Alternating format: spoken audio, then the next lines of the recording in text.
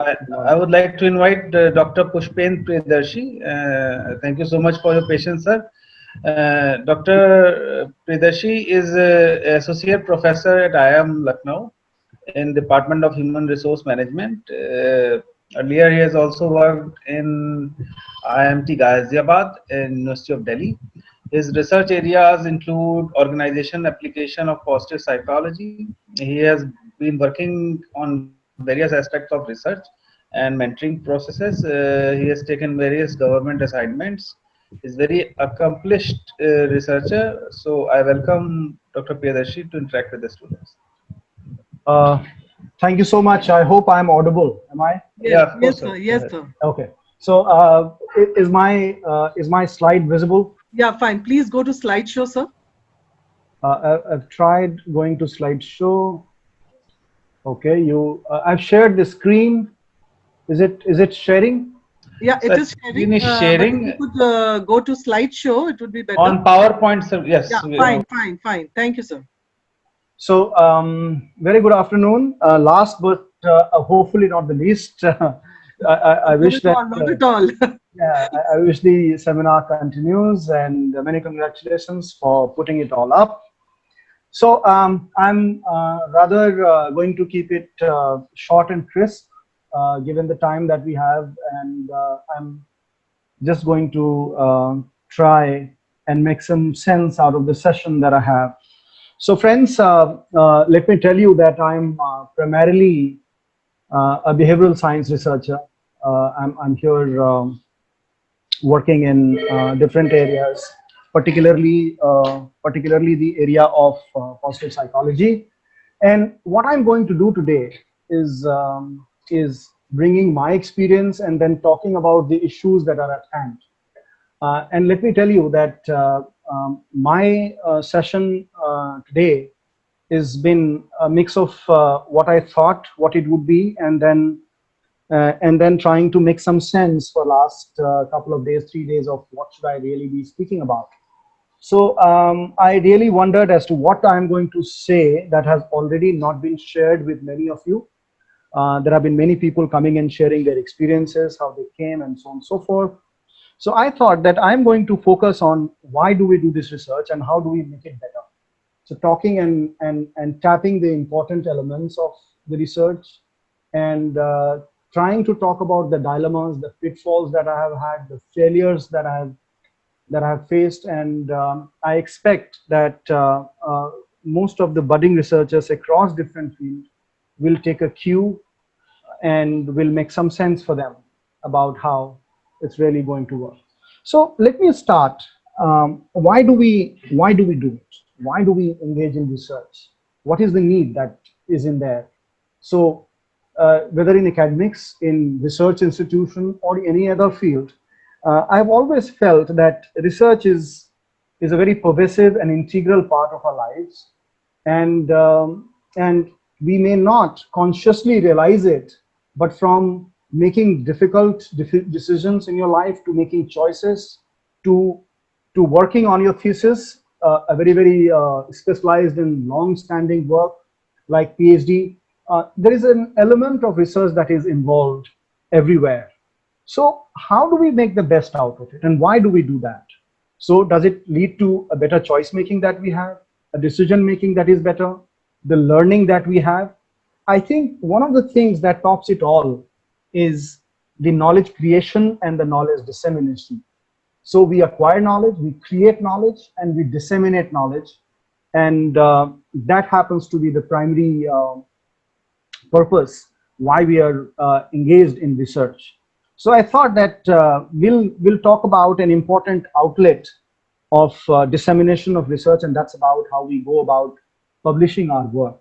So I'll come back to publishing our work, and then I'm going to start from how do we start our work and trying to integrate it both, taking the best of the experiences that I have had from different people, my own personal success and failures that I have had, and what we can possibly learn from there. So I have about 4 to 5 slides, not more than that, and we are going to build on that. So that's something that we should be doing here in the research work. So let me take you back to my MPhil days when I did my pre-doctoral work with at University of Delhi. So one day I was I was really confused about what should I be studying. So I had myriad of choices, and I was just delving, trying to read literature. No structure, so to say, that was there to me. So and then I went to my teacher, my professor HOD, and I shared my dilemma to him, and he said that you know what, Puspen, if there is confusion, then I'm happy that there is confusion and it's good. I said, what are you talking about? He says that yes, if there's a confusion, then it means that this confusion is going to lead to some clarification, and that's something that we are expecting you to have, as an outcome of research. So I'm going to start with the first thing, and that's topic choice. And I think this is one of the most critical decisions that you would have ever made, particularly for going for any kind of work, from dissertation, short-term dissertation, to long-term PhD. And I think for me, this has been one of the things. So I must start with two things. One is that if I have really not done anything substantive and I'm looking forward to a career in research or in academia, then be very assured that it is not going to find an outlet in one of the sources of this outlet, which is a journal. If your work is not good enough, sound enough, reasonable enough, nobody is going to entertain that, nobody is going to read that, and all your work is going to all be very, very limiting in itself. So there is always this dilemma that do I consider something as a topic which becomes unmanageable, that I will not be able to wind up my work in 3 to 4 or 5 years time, or do I take up something that I think that I'll be able to do that 4 to 5 years, and that I'm going to. So it is a dilemma that you really need to resolve, and for that there are steps that I'll share with you. The other thing that is there is the issue that I said about always pragmatism versus this. The second most important and critical issue is that very rarely you would see a lot of people, a lot of us invest 4 years working on a problem, trying to resolve, trying to make some sense, reaching out to people, finding an outlet in terms of journal. You will not be working on such a theme for 4 years, 5 years together. So have you really chosen a topic that you think is going to keep you in good stead for another 4 to 5 years? Did I pick up a topic which is almost dying now? There is a certain sense of maturity that is there, and there is nothing new, so to say, that's not I'm going to contribute. Or have I taken a topic or considered a topic that's going to be good enough to keep me engaged for another 4 to 5 years? Because you will be teaching also, there'll be all kinds of pressure, you will be having different phase of life, and every time you can't possibly go and reinvent the wheel. And that's the challenge that many of us are going to really have and face. So from that point of view, selection of topic is one of the very, very important things that is in there. So before I come down to it, what I say that if there is something that has really created that interest in me, what I always suggest to my students, whether they're in PhD for part-time or full-time, is to try out their ideas during dissertation phase. So I'm going to do a miniature work, and in this miniature work, let me see if there is something that I can work out. There are two benefits, instant benefits. One is that I can know that it was sounding very exciting, but the whole journey, the way that I need to carve out the methodology is really not working out well. Second is that am I really going to sustain with this for a longer period of time? That is the other thing that you will eventually say. So there are 4 to 5 things that I feel is something that you must consider while taking up a topic. First is significance. Taking on the grand challenge, and it's something, a word that was given by a mathematician, and what he would do would rather prepare a list of things that has been unresolved, that has not been talked about, that has not been addressed, and he would believe that working on one of the issues that has been unresolved is going to further the knowledge, which we talked about, creating knowledge, further the knowledge. So what is that you have been working on? Now, how do we do that? How do we do that? That I'm going to come back to a little later. But is it a topic that you are studying which is unresolved? There are different kinds of argument. There are different kinds of issues that are there that has not been worked out. Now that's for you to look at. That have I considered a topic which is still unresolved? There is plenty of work that is already there. So if there is plenty of work that is already there, by the time you have finished your work after 4 years, you will see that much of the finding that your research has to see is already there in the market, is already shared, which means that there is hardly any currency of your work, that your work lost its relevance in some sense. Okay. Second, how do we create novelty in our work, whether it is science, humanities, and so on and so forth? Okay. So newness is very important. Now, you are not going to create something new, a new topic, a new theory. No, that's not always possible. It takes years for people to work around that. So how do we create this novelty that is relevant, that is in there? So generally, what we have to do is to, find out ways that you create this novelty. Now, one of the ways that you do this is by combining, or we say recombination of topics from multiple areas. For example, a lot of strategy work evolved from economics, and then even while researching on strategy, a lot of input was taken from organization. So there was a completely different lens to look at it. Okay. So one of the ways that novelty could be created was by changing the conversation. But how can I change the conversation if at all I do not know the conversation? And this is where your work as a researcher who is reviewing the literature well is put to great use. Now, I'm not going to spend time in how do you review the literature and so on and so forth, but I can tell you that when I interact with many of my colleagues and students in particular, now one of the things that I would advise them very early on, emphasizing on two things, which in fact one of my earlier speakers also shared. One is idea about who publishes what is the importance of that journal. Now there are many different ways that you can ascertain citation scores to the rankings and everything that is in there. So sorting out this, sorting the journal becomes the first thing. Second is reviewing it year by year. What really happened? What is being studied a lot? And then sometime you will be lucky to find that there are journals at times who will say that what is currently trending. For example, while doing a research work on career among veterans, I found in one of the journals came up with an article by 3 co-authors who said that if at all you want to talk about career, what is that is trending in career? And they will give you all the data about what is published, what is not published, how many times, what kind of journals, and so on and so forth. And when you review the literature on a particular theme about, say, for example, career, you can by and large understand what is the conversation going on.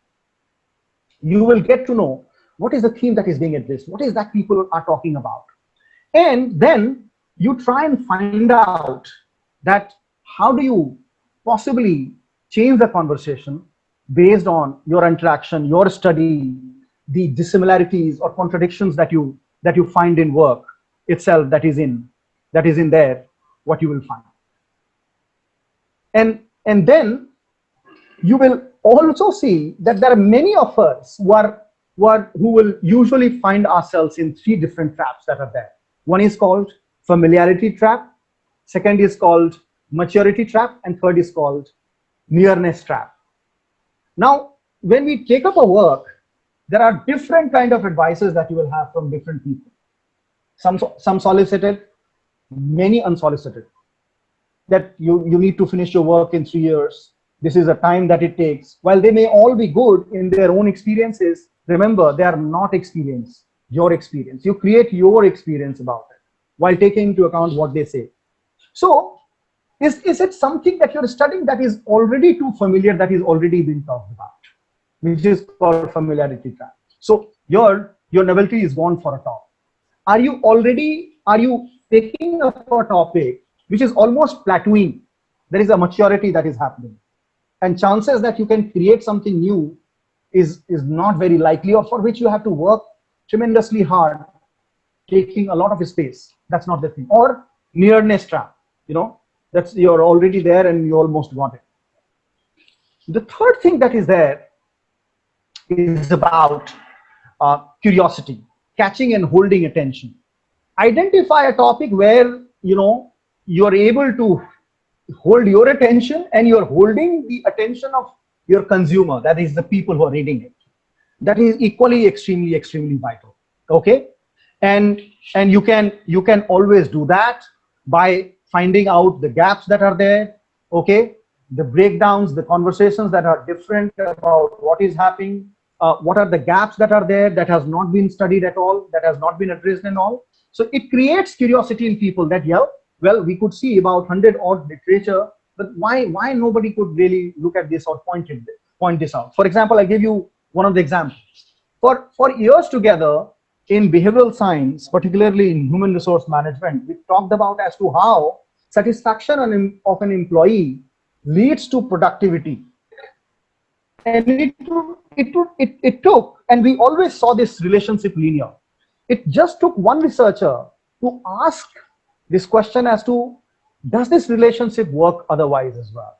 And his research on productivity leading to satisfaction, put the whole argument upside down, saying that, well, is it that the productivity that leads to more satisfaction? And when he asked this question, studied, and he found that this relationship is not linear, rather it is quite circular.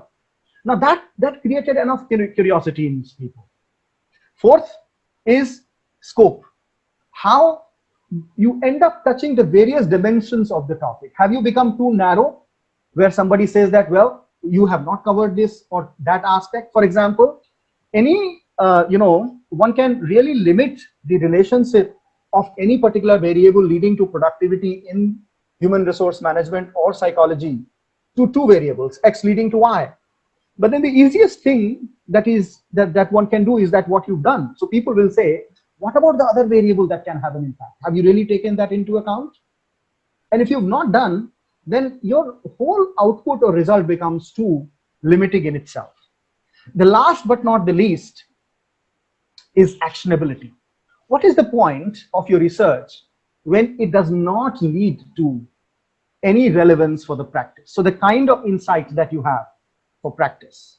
Okay, so Megashan talks about 5 major ways that management studies that can be actionable. One is, have you been able to offer counterintuitive insight? How many times you say that, well, I've seen that happening, does it also happen like that?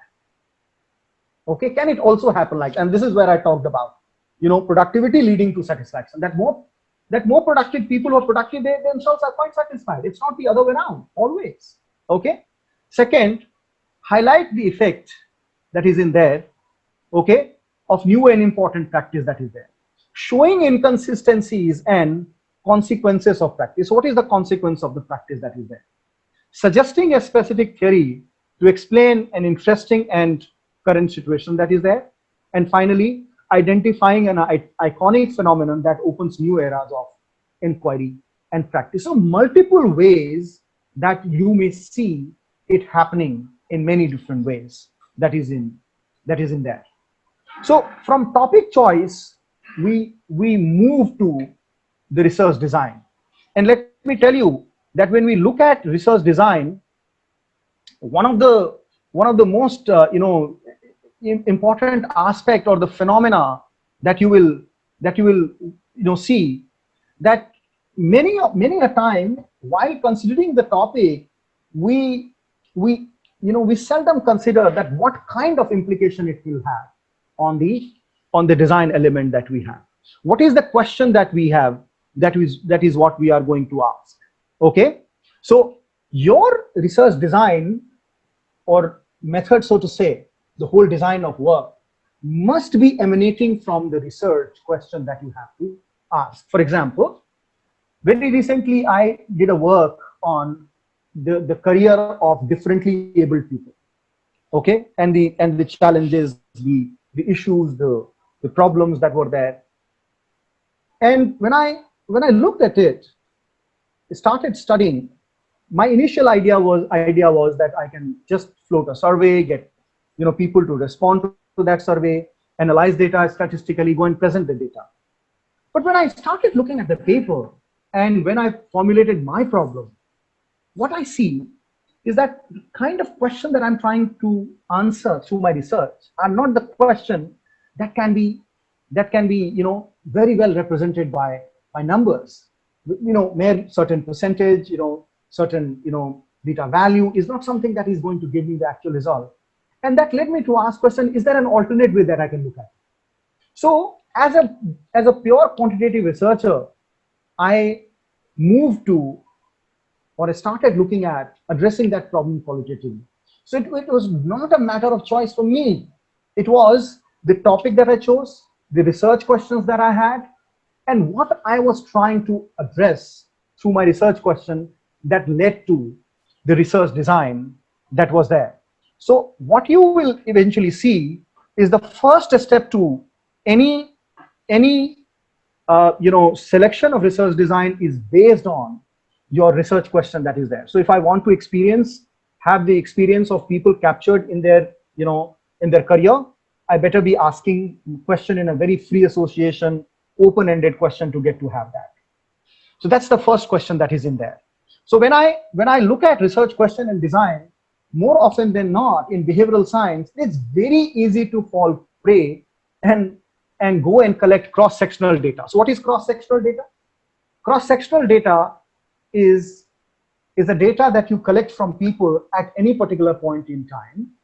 And suppose you're trying to answer a question about, again, that does an engaged employee is more productive employee, or does engagement lead to productivity or performance?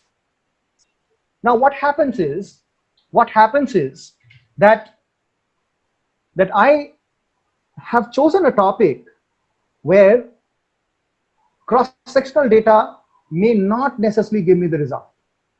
And it more so happens when you are choosing an individual level variable such as personality. We can be in a certain different mood, in a certain context, in a certain situation. And such kind of cross-sectional data is a guaranteed way of how your research is not going to lead to anything. Second, I am asking a question to a person, two questions, X leading to Y, where for X also this person is responding, and for Y this person is also responding. So you will see, I've asked a person whether that person is engaged or not, and then I'm asking whether how is his performance. That sounds very, very counterintuitive. So if at all my performance has to be rated, it has to be rated by somebody who observes my performance and sees that and objectively evaluates my performance. Now, if it is the same person who who collects data from both about engagement and performance, it can easily lead to what we call it as common method biases, common method problems. Okay, because the moment you ask me about how my performance, there are increased chances that I'm going to kind of inflate my performance that is in there. So to what extent should I use that data? How do I collect what is the research design that I say, whether it is cross-sectional at any particular time or a longitudinal, that is an alternative that is there, that becomes important. Second is appropriateness of sample and procedure. So say for example, if I really want to collect or have a research question which is about the internet habits among adolescents. Now there is no one except adolescent who can answer this question. So I need to be careful about two things. One, who are the people? Are they really the people who should really be the answering the question and that you should be asking? So who is your sample? Okay. Okay, and then second is about appropriateness. So in human resource management, we talk about many things. In ideally, we talk about, we use the sampling procedures, we go and collect people, but we know practically what happens, and it is accepted and used. But the thing is that you need to know that what is going to be a good number. So we use a thumb rule called 5 respondents per, per item, and that becomes, the way how you're going to probably go and do that. So you need to know who are your sample and how have you gone about collecting the data. Okay, whether it is the correct method of collecting data or not, correct design or not, that is a question. Second, third is measurement and operationalization. To what extent I actually, my results can be validated. So is my instrument. I have seen in multiple cases people use instruments and surveys and questions about which they may have absolutely no idea about whether the results are valid or not. So they go and collect data, and once they come, suddenly they find that they are not associated, which means correlation results are absolutely haywire, or regression, all the analysis that they're going is haywire. So there's nothing wrong with them choosing a topic, nothing wrong in the sample. It's the very instrument that they choose. So this measurement and operationalization leads from how you are measuring it, to how you are operationalizing a construct, to how you are appropriately adapting the existing measure that we do. So that is what you will have to face. And I have already talked about common method variance. So you have collected data from the same person about whether how is he feeling and how is his performance, and that is going to simply lead to a situation where you will have an inflated result. That is something that is there. So in research design, the other important thing that you really need to think through is that if people have been using survey, which is the easier route, have I used any alternate research, method to get down to this problem? Of course, with design emanating from the research question. So what are the other method that are? Is qualitative method is more useful? Is experimental method is more useful? And it is you who have to take a call based on how you are expecting the results to be working out in there. Okay. The next thing that you will think about is, why should somebody be interested in your work? Okay. Why should somebody be interested in your work? So there are a few things that you really need to look at and answer the question. One is, who really cares about your work? Is your work interesting or not interesting at all? So if you give me this paper, is there somebody to read this paper? Is there something exciting or interesting or important for theory and practice? Or are you doing the same repetitive thing again and again? And let me tell you, most people will not have patience to look at your 20-page paper or 200 thesis. Your summary will, decide for them whether they are going to move from first page to another page or not. Okay. So are you really choosing an important, is it an interesting or an exciting? So how do you get people to hook to your work and make them interesting and exciting about it? Second is, what do we know? We don't know. And even if we know, so what? So I tell you something interesting. We submitted a work to a journal, and so at the end of the introduction, we wrote about why this work is going to make an important contribution to our work, and so on and so forth. And then we wrote, as one of our contribution was that it has not been studied in India, which means that it should be studied cross-culturally. Now, one of the reviewers says that, well, how does it matter? Have you ever thought that maybe your research, maybe the topic itself is not interesting or exciting enough, or has no practical relevance or cross-cultural relevance, that it may have not been studied in there? And although we were taken aback, but we thought that he's absolutely right, or she's absolutely right. Just because it has not been worked doesn't. So what do we know? What is that already known about it? What we don't know? And does it really, become relevant? So problematization of the issue becomes very, very important. So remember, when in the first slide I said that when you review your literature, you don't let your work go in, go in drain. So what do? One of the suggestions that I have right at the time, there is no, shortage of, sources where you can collect data, you can maintain data. But one of the things that you do there is that you're able to create an Excel sheet where you talk about topic, who's worked, when it was worked, what is the main theme, methodology, results, and shortcomings, and importantly, what they have recommended should be studied in future. So at the end of your review, you will have a fair bit of an idea about what is already done. Excuse me, sir. Excuse me, Dr. Pushpin. Are you sharing your screen? We can't see your screen. Can you not share? Yes, I have already, I've shared my screen. It has just got out of sight now. Okay. Let me just, okay, I seem to, I really don't know why it is not working.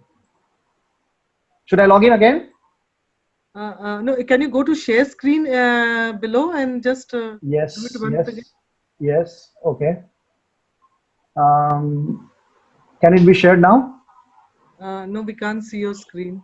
So do I have to log in again? I don't think so. Or should we just wind up in next 5 minutes? Talk about what I had to talk about? Okay. Yeah? You carry on, you carry on. All right. So, so first was, who cares? Second was, what do we know? What we don't know, and so what? So, what it helps you in addressing this concern about what do we already know, what we really don't know as of now, and most importantly, problematizing the research question. So when you problematize, you make people think that, well, what she or he says makes sense, that it's not been addressed, is not been seen, is not been viewed, and so on and so forth. Okay. And finally, last but not the least, when we want people to be interested in our work, we should really look at as to that, is that something for people to learn?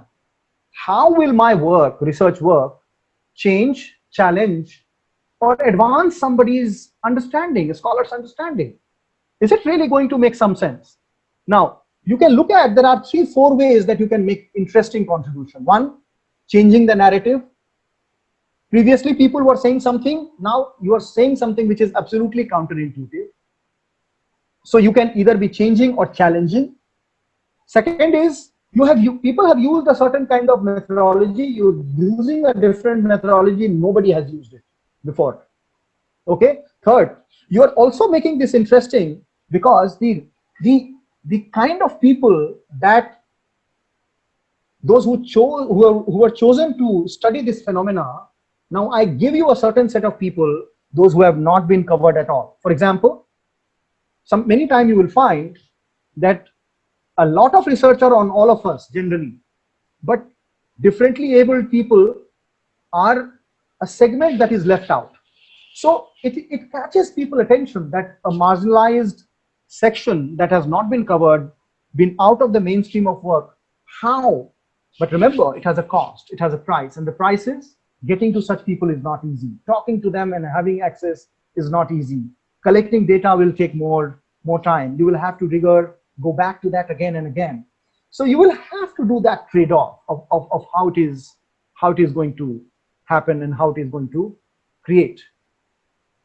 Towards my last slide, one of the very important element of any research work is being able to ground to hypothesis.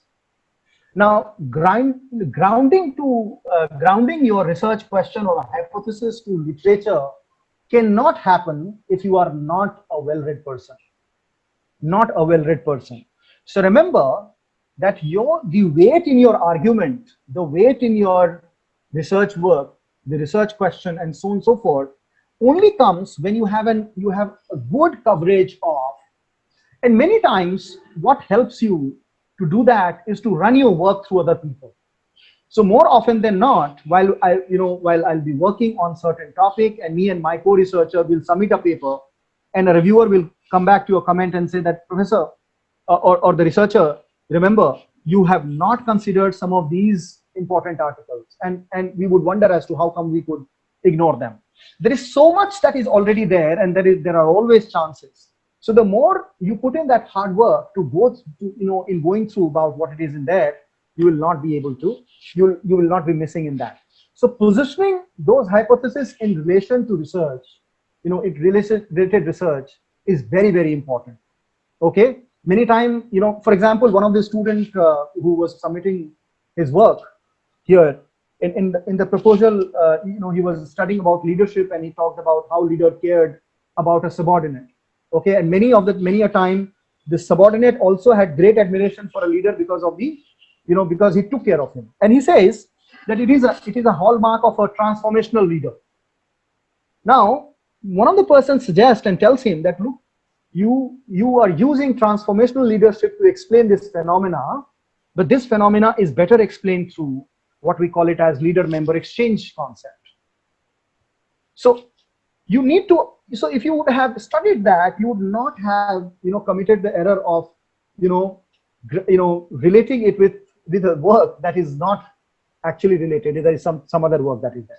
Second is developing a clear logical argument explaining why the core variables and processes are related in the proposed. And that requires you reading and reading again about building that argument. You will see that by the time you finished your work, you have already done about 8 versions of your paper or 9 versions of paper. Sometime, rubbing your entire work and rewriting it again. So many times you will see that as researchers, you say that, let me start with a blank note. How do I do that? Okay. And third is creating a sense of coherence in the relationship among variables. Many times when you look at the review of literature, what people do is that one para after another para, they will just keep putting the reference of that. Well, I tell you that it is nothing but trash. It does make no sense at all, unless you've been able to find that coherence, you've been able to relate them or not. So when you read yourself, aap jab khud padhenge, you will see that, well, what I've written does not make any sense. So it is written just for the purpose of putting it up there. Okay. The second thing that is important in grounding your hypothesis about how you are pushing a particular theory or an argument is about engaging prior research. So first, writing the theory and hypothesis section of manuscript without a single citation. So what you do, that instead of referring to literature, you start writing it all by yourself. That, let me build my own thought. And once you put your own thought, then you are able to see whether it is making sense. And then you go back to this previous research to see that, does it relate to my work somewhere? Does it make sense or not? And then you incorporate the ongoing theoretical narrative. Just like I said right in the beginning, that the argument, the narrative that is going around, the conversation that is going around on career. So you have written, and then you say that, how does it link with the current narrative that is going on? Then we talk about building the argument, the logic or explanatory logic. So you use these theories, you do your homework, that is review of literature, and then you start building the argument that, this is what has been said, but what I'm proposing is something different. And the reason what I'm proposing is based on the lacunae or the gaps that are there. Okay. So broadly, the purpose of why do we engage in research is to create and disseminate knowledge. And one of the ways that you know whether your research is worth it or not is to be able to run it through others' eyes and to be evaluated on the rigor of a research and the way that you can make 2 important contributions: contribution to theory and contribution to practice that is in there. So it will require you right from the time that you choose a topic, problem, novelty, how do you look at it, hook people's interest, use a certain kind of methodology. Remember, methodology or research design is just one part of it. And if you do not really know what your research question is, you will not be able to really identify and know what kind of research design I should consider. Within research design, there are multiple things that you can think of. Okay, right from sampling to identifying universe to identifying instrument to finally writing the results to finally discussing the result. Okay, discussing the result, which could include implication for theory and practice. So I am doing this research, I know what my limitations are. So knowing your limitation is equally important. It just allows you to be grounded. It just allows you to be there, that I know that these are my limitations. But with these limitations, this is what I do. For example, in cross-sectional research, we say with with all humility, we accept that it cannot be generalized, and maybe more research is, there's nothing wrong about it. No theory is, no research is perfect, and it's always. But the more you think through it, the more you write about it, the more you relate, formulate the problem, problematize, whether it is making sense, it is extending the theory or not. Does it make any relevance for somebody who is practicing, this particular work or not? Well, it will really not make any sense. So from my side, Professor, this is what I had to share in a nutshell. Thank you so much, Dr. Pushpen. Like you just told us about the topic, how to choose the topic, and then get about to the research design. And I think one common thing which all our speakers emphasized on is reading, and reading. So Yes. yeah, No so substitute.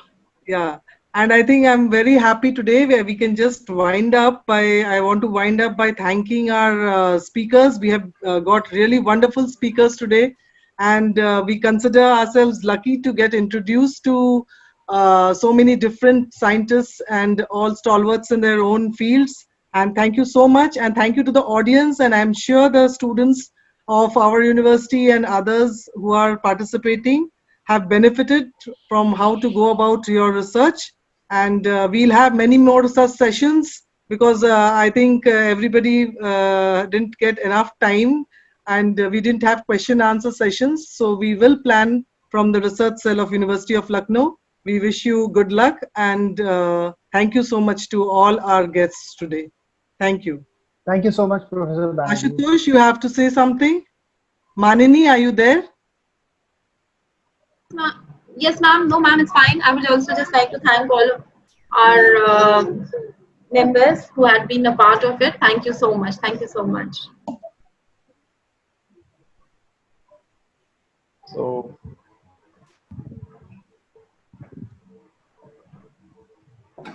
Hello, so we can wind up. Yeah. yes, ma'am. Of course we should. So Yeah, thank you all. Thank you, and I think it's beyond lunchtime, so so sorry for that. But anyway, That's thank fine. you so much. Hello everyone, I'm Ankesh. I would like to thank everyone, Dr. Monisha ma'am, Astosh sir and Malini ma'am, so for organizing this wonderful talk, and this was a very entertaining, informative and enlightening session on both days. So thank you everyone. Thank you so much. Thank you, Ankesh, for Thank you. okay.